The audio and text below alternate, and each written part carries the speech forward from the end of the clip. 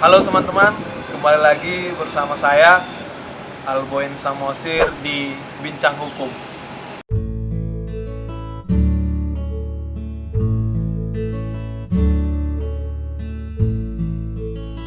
Kali ini saya sedang berada di Perpustakaan Nasional.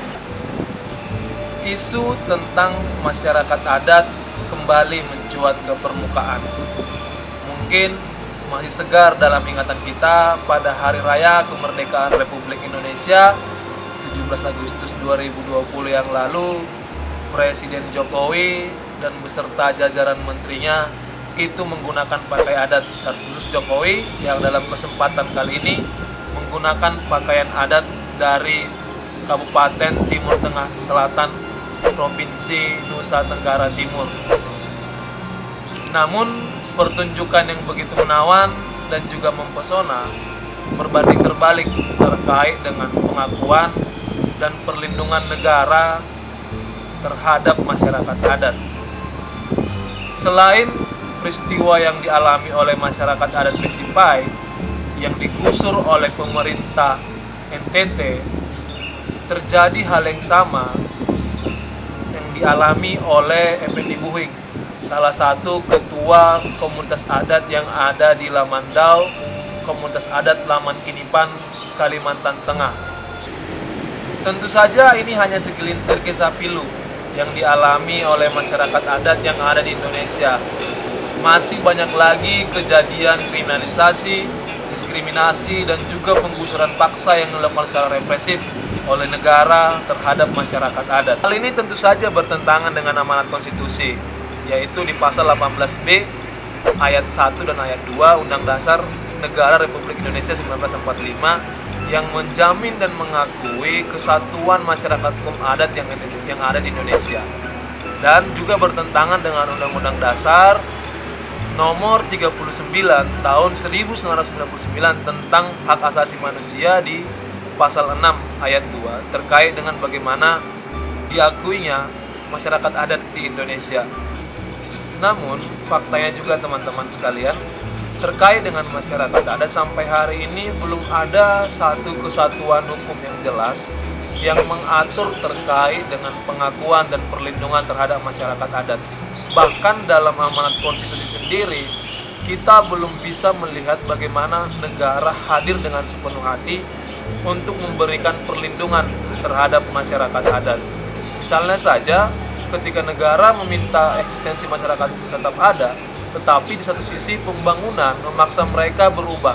Nah, fakta ini yang justru membuat masyarakat adat merasa harus tetap mempertahankan entitasnya, di lain sisi negara meminta mereka berubah.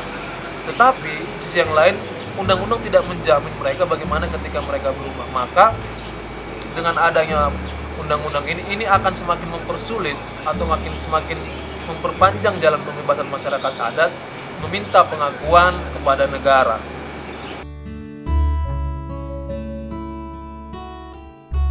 Selain pengakuan yang masih setengah hati di konstitusi, hal yang sama juga terjadi dalam undang-undang sektoral. Pada dasarnya terdapat beberapa pasal di undang-undang sektoral yang mengatur tentang masyarakat adat. Misalnya di Undang-Undang Nomor 5 Tahun 1960 tentang pokok-pokok agraria mengatur tentang masyarakat adat, tetapi tidak sepenuhnya mampu mendefinisikan dan mengakui keberadaan tentang masyarakat adat. Pun dalam Undang-Undang Otonomi Daerah, Undang-Undang Pemerintahan Daerah juga diatur terkait dengan masyarakat adat, tapi tidak ada regulasi yang jelas bagaimana mereka dilindungi. Dan beberapa aturan turunan lainnya bagaimana diakuinya masyarakat adat terdapat di Peraturan Menteri Dalam Negeri Nomor 52 Tahun 2014. Tetapi hal ini berkontradiksi dengan peraturan dari Kementerian Lingkungan Hidup dan Kehutanan Nomor 21 Tahun 2018. Maka berdasarkan kejadian-kejadian yang selama ini membebani masyarakat adat, sudah patut dan layaknya negara mau mengesahkan rancangan undang-undang masyarakat adat. Dengan disahkannya rancangan undang-undang masyarakat adat ini, maka akan ada jaminan perlindungan dan pengakuan terhadap masyarakat adat.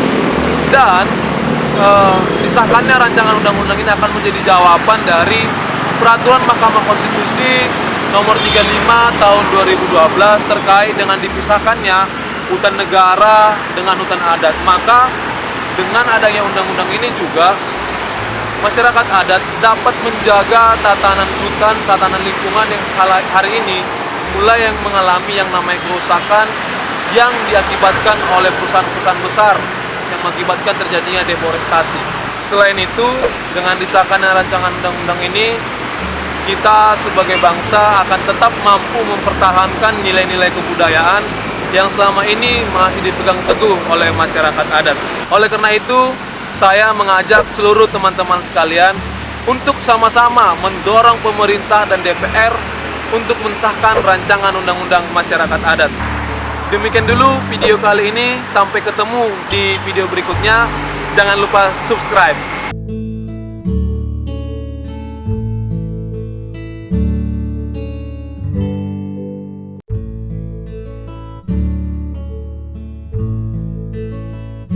Maka berdasarkan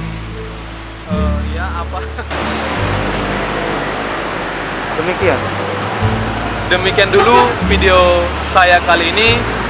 Sampai ketemu di di video selanjutnya.